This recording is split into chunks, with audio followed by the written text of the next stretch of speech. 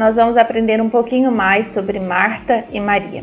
Mas antes eu quero ler com vocês um versículo extremamente conhecido que está no livro de Romanos, capítulo 12, no versículo 2, que diz assim: E não vos conformeis com este mundo, mas transformai-vos pela renovação do vosso entendimento, para que experimenteis qual seja a boa, agradável e perfeita vontade de Deus.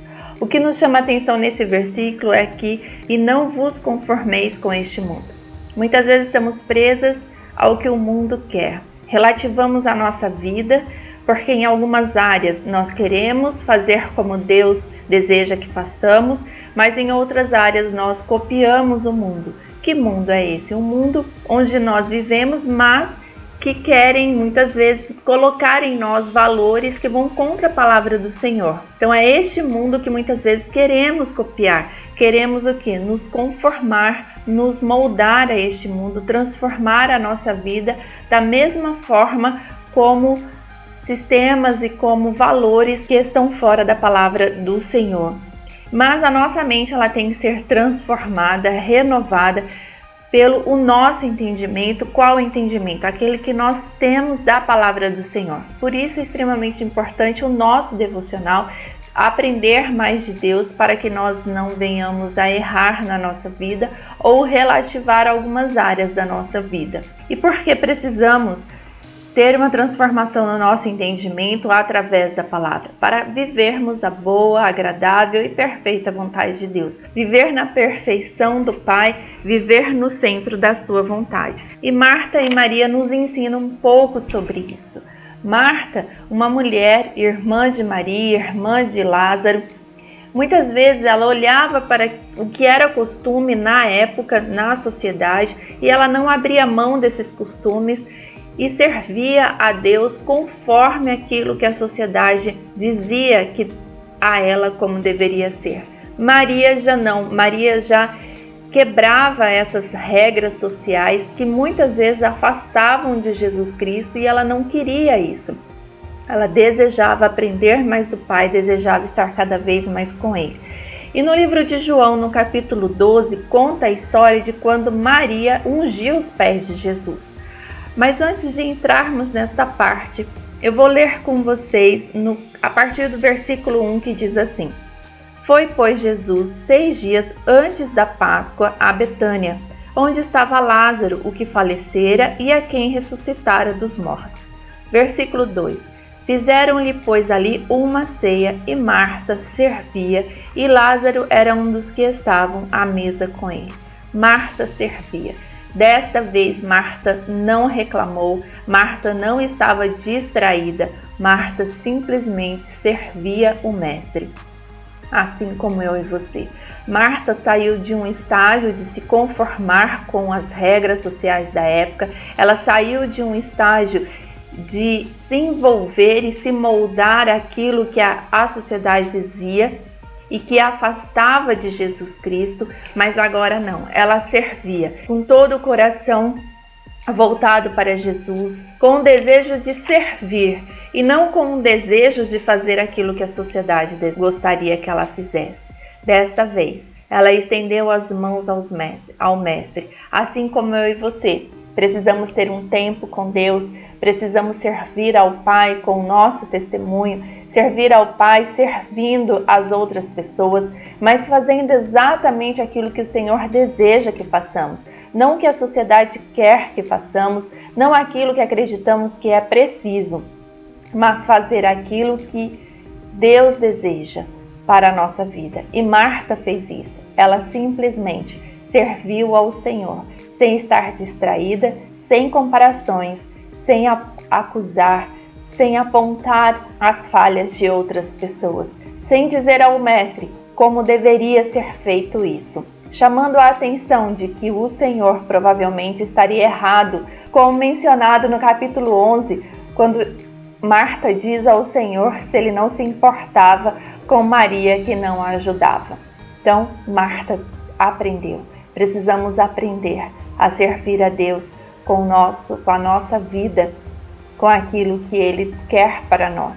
E continua neste capítulo, no versículo 3, dizendo assim: Então Maria Tomando uma libra de unguento de nardo puro, de muito preço, ungiu os pés de Jesus e enxugou-lhe os pés com seus cabelos e encheu-se a casa do cheiro do unguento. Ela não relativava a sua vida. Ela quebrava as regras sociais que a afastava de Jesus e ela se colocava à disposição do Pai. Mais uma vez, Maria se coloca aos pés do Senhor para aprender dele, para servi-lo, para ungí-lo como um ato de humildade diante dele. Ela pega um jarro de perfume puro, um perfume cheiroso, um perfume que exalava toda a devoção que ela tinha a Jesus, de toda a liberdade que ela tinha de adorar ao Pai naquele momento, e ela enche a casa com este perfume, lavando os pés de Jesus. Este jarro de perfume era um perfume extremamente caro, equivalia a 1 ano de salário, e ela não se importa de pegar toda a vida dela de 1 ano e derramar aos pés. Quanto nós estamos ofertando ao Senhor da nossa vida? Nós estamos mais preocupadas com o nosso trabalho, mais preocupadas com os nossos afazeres, ou estamos dispostas a servir ao Pai, dando o nosso melhor a Ele, ofertando a Ele aquilo que mais Ele preza, que é a nossa vida como um todo, uma vida de testemunho, uma vida de frutos, uma vida que transmite o amor de Deus às pessoas. E Maria, então, aos pés do Senhor, quebra mais uma vez a regra social, porque para enxugar os pés do Senhor com seus cabelos, era preciso que os cabelos estivessem soltos. E na época, uma tradição onde as mulheres usavam os seus cabelos presos e ela solta os seus cabelos para enxugar os pés de Jesus. E este ato de limpar os pés era um ato do servo mais inferior que existia na casa, porque era ele quem limpava os pés dos convidados, que os convidados chegavam com os pés empoeirados. E Maria fez isso. Ela se colocou como uma serva. Eu e você precisamos nos colocar como serva diante de Deus, para que o nosso entendimento seja renovado cada vez mais, transformado pela palavra, para vivermos no centro da vontade de Deus. Maria vivia no centro da vontade de Deus. Marta começa a ter esse entendimento de viver no centro da vontade de Deus. E a ação de Maria, ela foi repreendida por um dos discípulos. No versículo 4 diz assim: então um dos seus discípulos, Judas Iscariotes, filho de Simão, o que havia de traí-lo, disse: por que não se vendeu este unguento por 300 dinheiro e não se deu aos pobres? Ele não estava preocupado com o que envolvia servir a Jesus Cristo, porque no versículo 6 diz assim: ora, ele disse isso não pelo cuidado que tivesse dos pobres, mas porque era ladrão e tinha bolsa e tirava o que ali se lançava. Quantas pessoas repreenderão a sua forma de seguir a sua vida para estar no centro da vontade de Deus? Muitos não enxergarão positivamente o que você tem feito. O seu tempo com Deus, para algumas, é desperdício. Este tempo que você tem de oração, de sentar, ler a palavra, de se preparar para um dia, de se preparar, de preparar a sua vida para enfrentar as batalhas, porque você é uma mulher que olha para a palavra de Deus, olha para Deus, pede a Ele. Muitos falarão a você: isso é um tempo perdido. Você já deveria estar com as mãos no problema. E o Senhor diz para você que primeiro você deve se achegar aos pés do Senhor.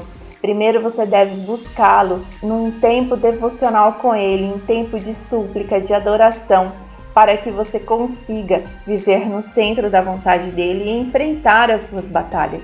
E Judas, ele não entende isso. Ele olha para ele mesmo, daquilo que era valor para ele. E muitas falarão assim para você. Claro que o Senhor nos deixa sempre o entendimento que precisamos estar com o nosso serviço em ordem, com a nossa vida em ordem em relação aos afazeres que nós temos. Mas Ele diz que a prioridade é o nosso Deus.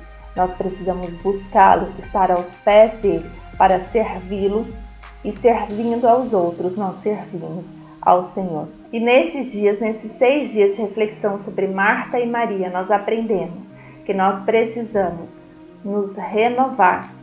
O nosso entendimento ele tem que estar transformado diariamente, continuamente na palavra do Senhor, para não nos conformarmos, para não nos moldarmos a este mundo, mas estar aos pés do Senhor, estar aos pés de quem cuida, de quem nos protege, de quem nos leva para o centro da vontade dele.